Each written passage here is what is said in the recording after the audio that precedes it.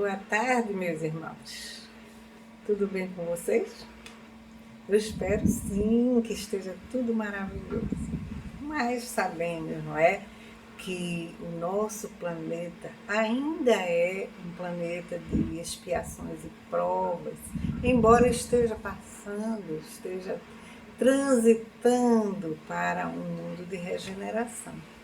Mas enquanto isso, sabemos que todos nós haveremos de passar por dificuldades, dores, sofrimentos que nós não esperávamos passar, não é? É assim, a perda de um ente querido, são os reveses da fortuna, o desamparo dos nossos familiares e amigos e tantas outras situações dolorosas que costumam devastar a nossa intimidade, a intimidade do nosso ser e, pela falta de fé, nós nos sentimos o quê? Desamparados, sozinhos. Mas como poderemos passar pelas provas necessárias ao nosso progresso espiritual se nos deixarmos abater e nos deixarmos levar pelas angústias, pelo desengano e principalmente pela revolta, que aos poucos vai ela vem em forma de tristeza e vai nos consumindo, vai cada vez mais nos deixando para baixo, até terminar numa grave depressão. Então, meus irmãos, esse momento que todos nós um dia precisaremos passar ou já os enfrentamos, é quando chega o tempo de darmos um mergulho interior e procurar lá dentro os nossos valores reais, os valores espirituais. E que se nós procurarmos, nós vamos encontrar.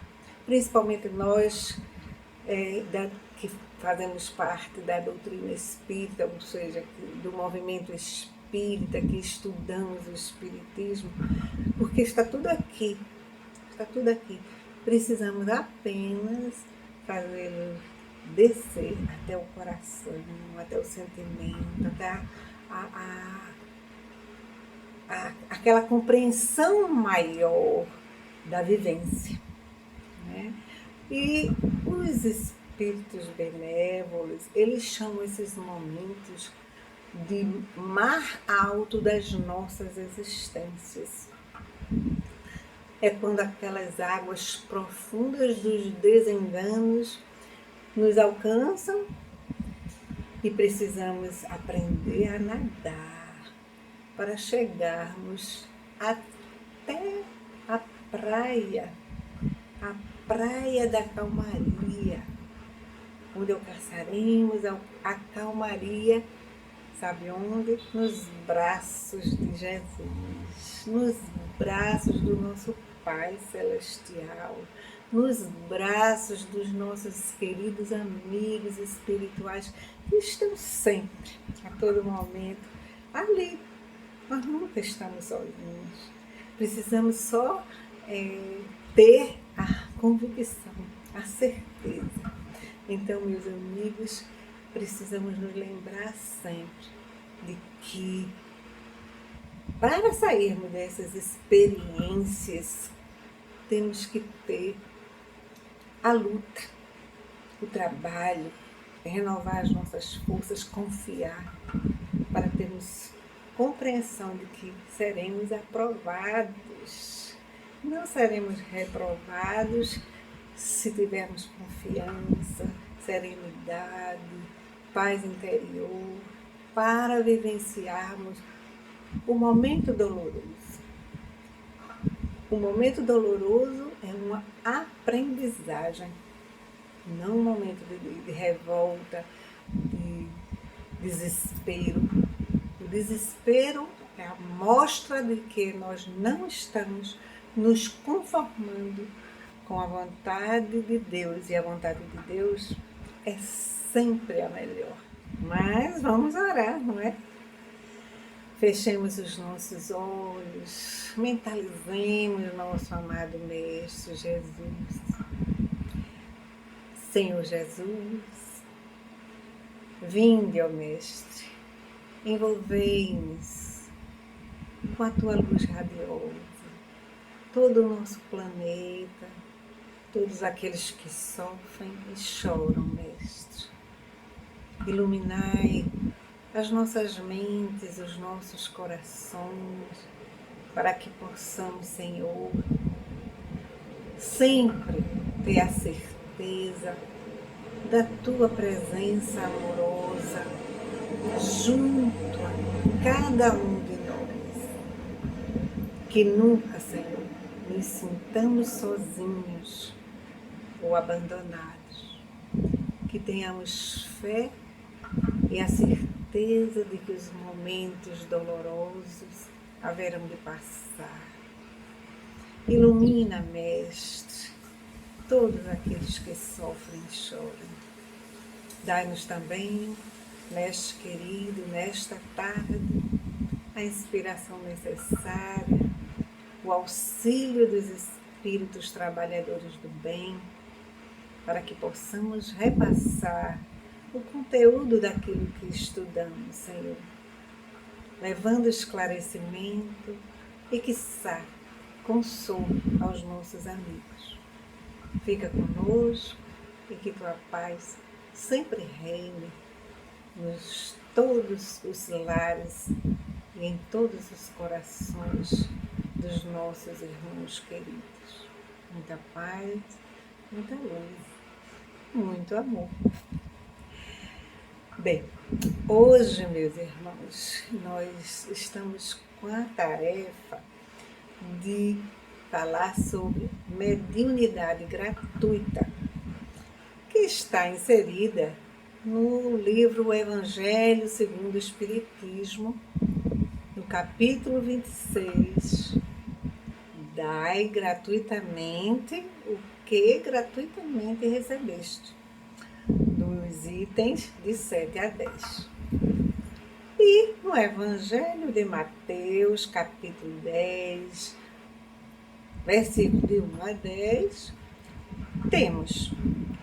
tendo chamado os seus 12 discípulos, deu-lhes autoridade sobre espíritos imundos, a fim de expulsá-los e curar toda doença e enfermidade. A estes 12 enviou Jesus, dando-lhes as seguintes instruções: curai enfermos, ressuscitai mortos, purificai leprosos, expeli demônios e dai de graça o que de graça recebeste. Não adquirais ouro nem prata, nem cobre para os vossos cintos, nem alforje para o caminho, nem 2 túnicas, nem sandálias, nem cajado, pois digno é o trabalhador do seu alimento. Porque Jesus recomendou a seus discípulos para que dessem de graça o que de graça receberam. E pelo texto de Mateus, nós podemos constatar que Jesus, ao estimular os dons mediúnicos dos apóstolos, dos discípulos,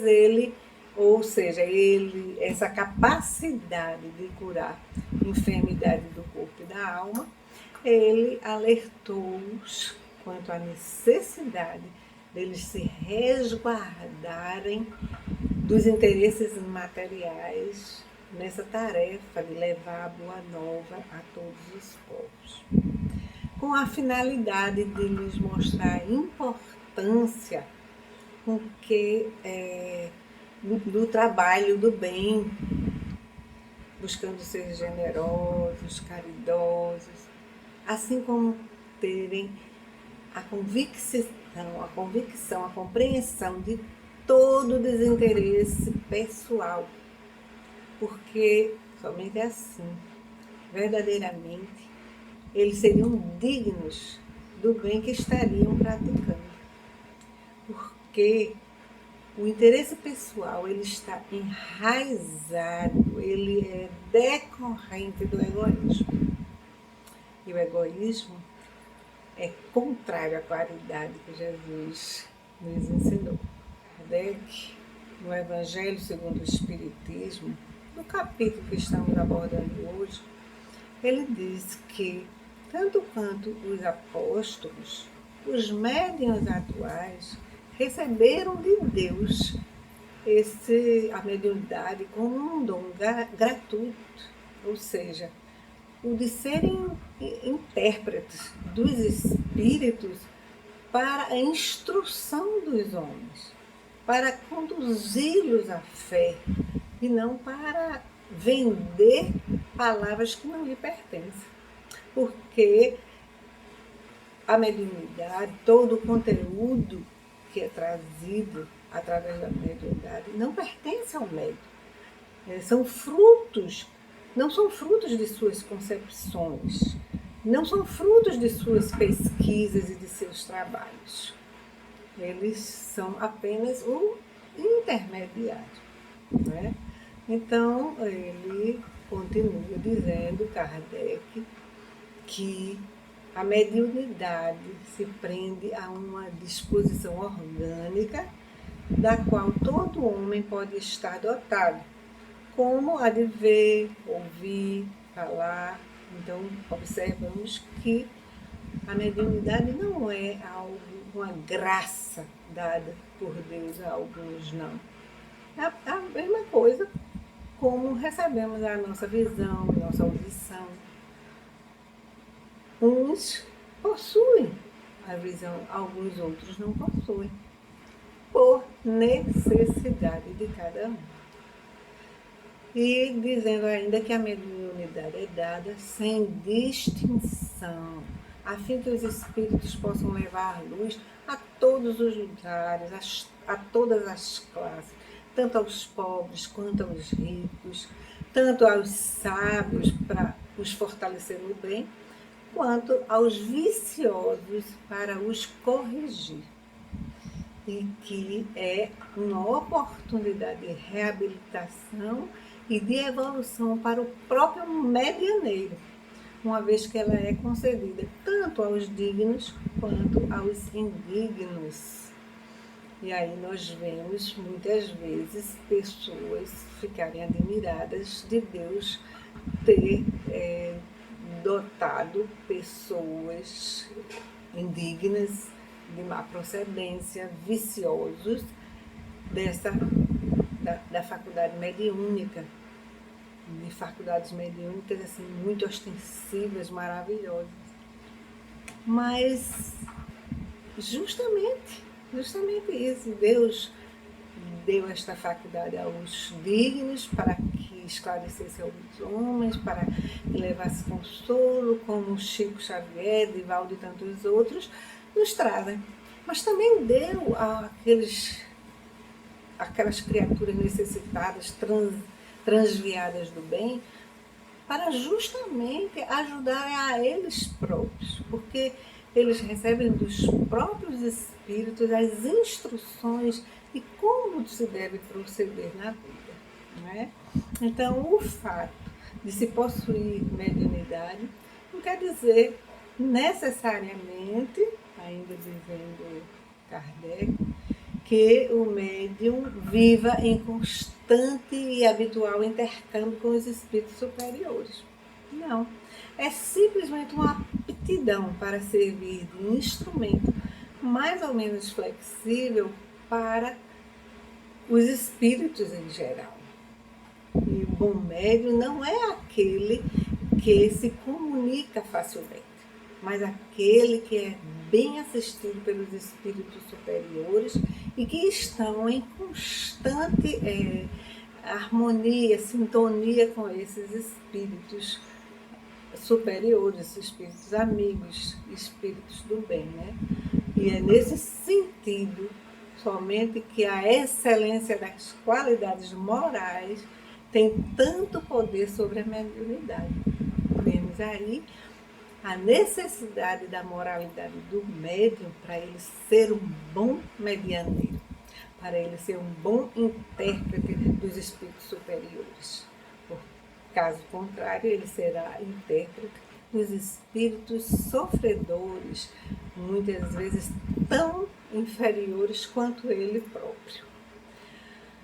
E sobre a mediunidade ainda, o escritor francês Léon Denis, poeticamente, assim se expressa: a mediunidade é uma delicada flor que para desabrochar necessita de acuradas preocupações e assíduos cuidados.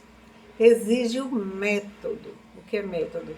O estudo, o modo de como se proceder com esta faculdade. Exige também a paciência, as altas aspirações, os sentimentos nobres.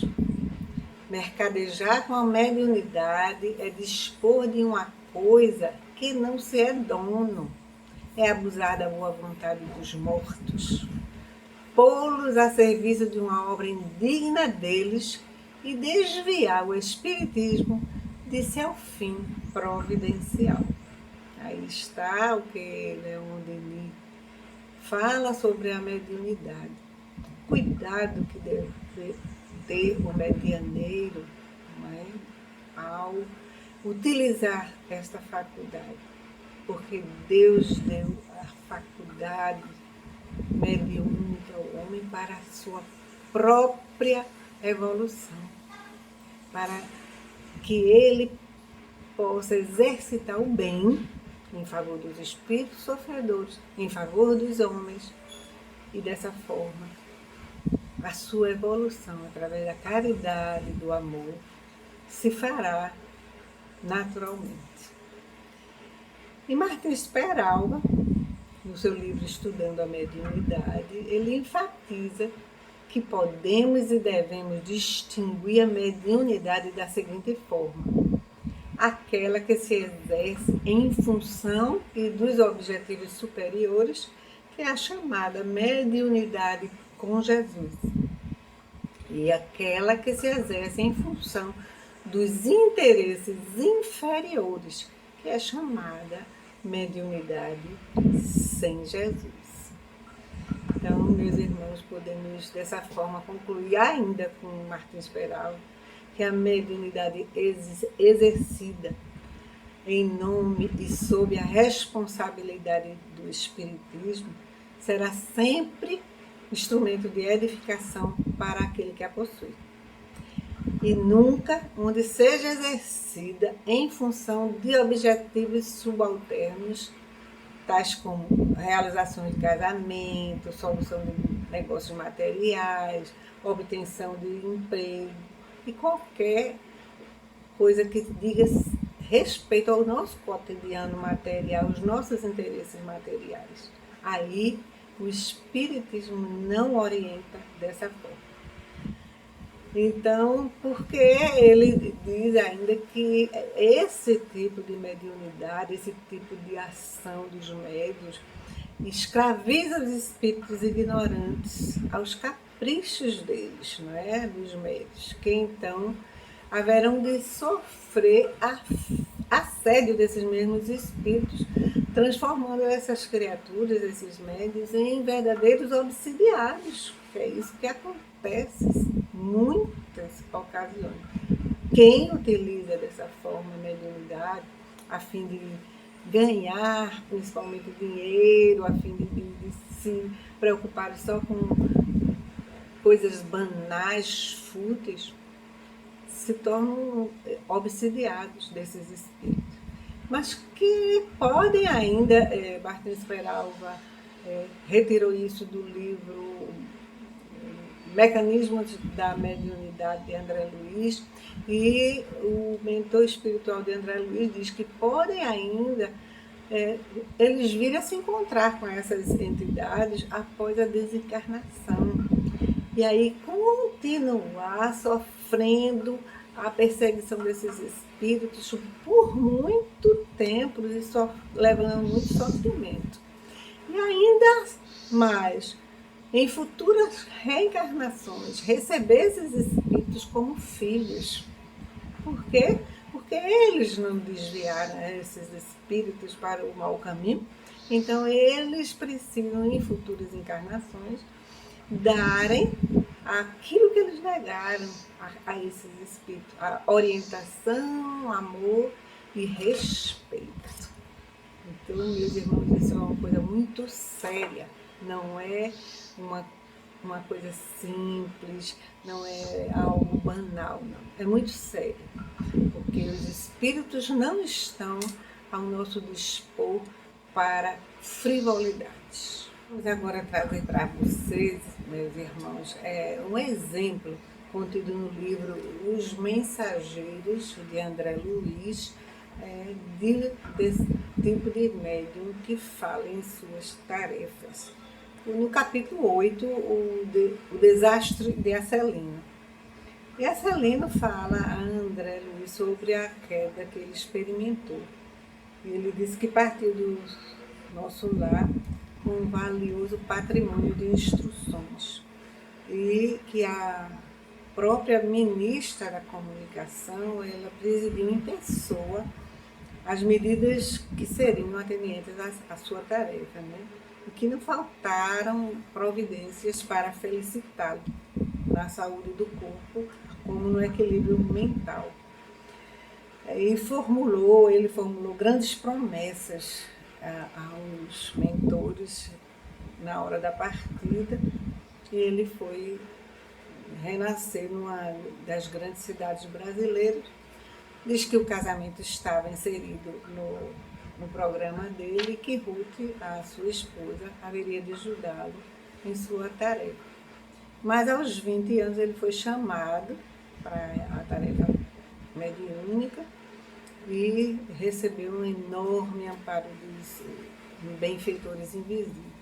E estava começando a aparecer nele, a desenvolver, a eclodir, a bem dizer, a vidência, a audiência e a psicografia que o Senhor lhe concedera por misericórdia.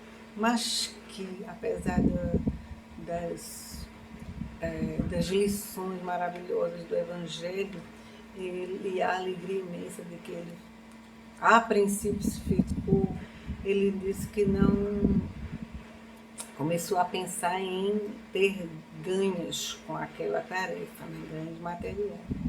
E não quis esperar pelos abundantes recursos que o Senhor lhe enviaria mais tarde com os trabalhos. Ele provocou a solução de trabalhos, de problemas lucrativos. Então ele diz que debalde movimentaram-se os amigos espirituais, aconselhando-me o melhor caminho. Agarrei meus interesses inferiores e fixei meu ponto de vista.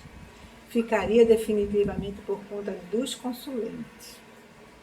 Ele determinou o preço de consultas com bonificações especiais aos pobres e invalidos, e o consultório dele se encheu de gente. Interesse enorme foi despertado entre os que desejavam melhoras físicas e soluções de negócios materiais. Grande número de famílias abastadas tomou-me por consultor habitual para todos os problemas da vida. As lições de espiritualidade superior e confraternização amiga e serviço redentor do Evangelho ficaram à distância.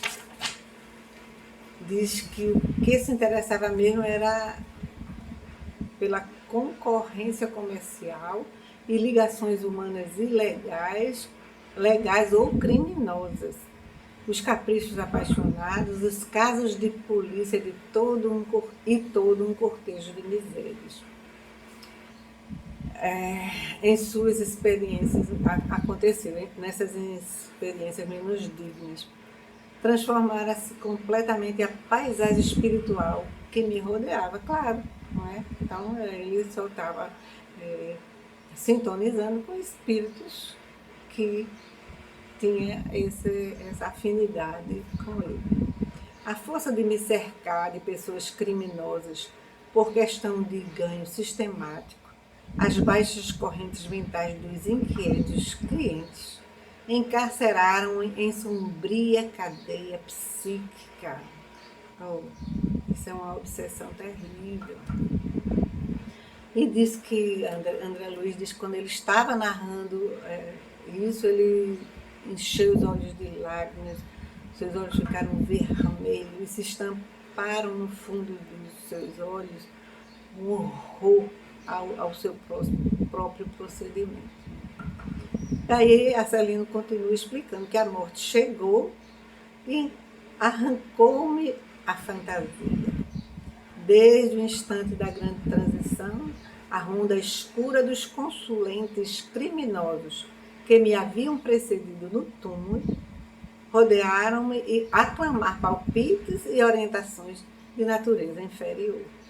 Queriam notícia dos cúmplices encarnados, de resultados comerciais e soluções atendentes a ligações clandestinas. Gritei, chorei, implorei, mas estava algemado a eles por sinistros elos mentais, em virtude da imprevidência na defesa do patrimônio espiritual. Durante 11 anos consecutivos, expiei a falta entre eles, entre remorso e amargura. E diz que ele foi aos ciclos carnais servir as criaturas de Deus, para auxiliar em seu crescimento espiritual, tanto quanto a ele próprio. E apenas fez viciados da crença religiosas e delinquentes ocultos, mutilados da fé e aleijados do pensamento. Observamos dessa forma a triste realidade, né, que espera aquelas criaturas que fazem mau uso da sua mediunidade.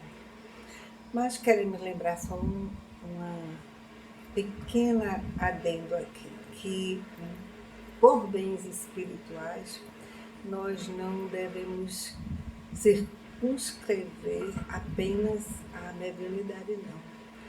Bens espirituais são todos os valores da vida e que devemos cuidar com muito zelo, muito carinho, muita atenção dos nossos olhos, ou seja, da forma como estamos olhando a vida, as situações, as pessoas, tanto quanto como estamos ouvindo e o que estamos repassando. A palavra, meus irmãos, do mesmo jeito que é instrumento de amor, caridade, paz, pode também ser instrumento de calúnia, maledicência, maldade e transtorno para a vida das pessoas. Né? E do mesmo jeito que haveremos de responder pela faculdade mediúnica, se a usarmos de forma equivocada, os nossos ouvidos, as nossas mãos, os nossos olhos e a palavra são faculdades que Deus nos ofereceu com a mesma finalidade que Ele deu à mediunidade, para nos ajudar a progredir, a crescer, como também ajudar os nossos semelhantes a levarmos só coisas boas, amor, compreensão, caridade. Se nós ainda estamos num estágio que não conseguimos praticar a caridade em sua essência mais pura, se não conseguimos ainda amar como Jesus nos amou, mas que possamos fazer exercícios diários. Todos nós, todos, estamos aptos a fazer exercícios diários de pequenas caridades, pequenos gestos de amor, através da tolerância, da compreensão, do carinho, de gestos generosos, e por aí vai. Prece pelos que sofrem. São tantas as formas que Deus nos oferece de praticarmos a caridade, que não temos desculpa para dizer: eu sou inferior, eu ainda não sei amar, eu não consigo fazer, ter virtudes excelentes. Não, porque estamos ainda nas nossas experiências aprendendo tudo isso. Mas todos nós podemos fazer diariamente gestos de bondade que nos levará a um hábito naturalmente fraterno, e vamos nos despojando pouco a pouco dos nossos vícios, do egoísmo ferraz, da intolerância para com o nosso próximo. Não é isso? Então é só nós nos propormos a pôr em prática pequenas quantidades de amor diários, como doses de remédio salutar, que é a caridade para com o nosso próximo, para com o nosso irmão sofredor, para com o nosso irmão difícil, lembrando que nós também somos difíceis para os outros. Muita paz, muita luz, e vamos orar. Divino amigo Jesus, muito obrigada, Mestre. Obrigada por esses momentos de aprendizagem, Senhor, no qual tivemos esta tarde, sob a inspiração amorosa dos amigos espirituais, assim como a oportunidade do estudo para realizar essa pequena tarefa. Obrigado pela convivência fraterna com esses amigos queridos, apesar da distância. Obrigada, Senhor, pela vida, pela família, por tudo, Mestre. Abençoa cada uma dessas pessoas que estão nos assistindo, assim como também, Senhor, abençoa toda a nossa humanidade planetária. Fica conosco, nos guarda, Senhor, em teu coração amoroso, e muita paz, muita luz, muito amor para todos. Muito obrigada, meus irmãos. Jesus nos abençoe.